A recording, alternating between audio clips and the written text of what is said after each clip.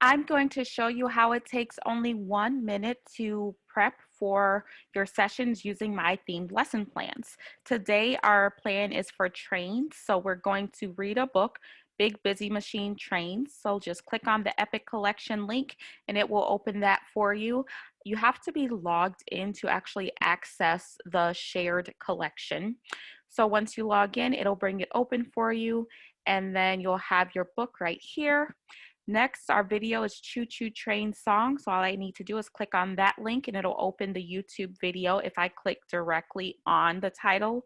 If you click on YouTube playlist, it'll open the whole list for you.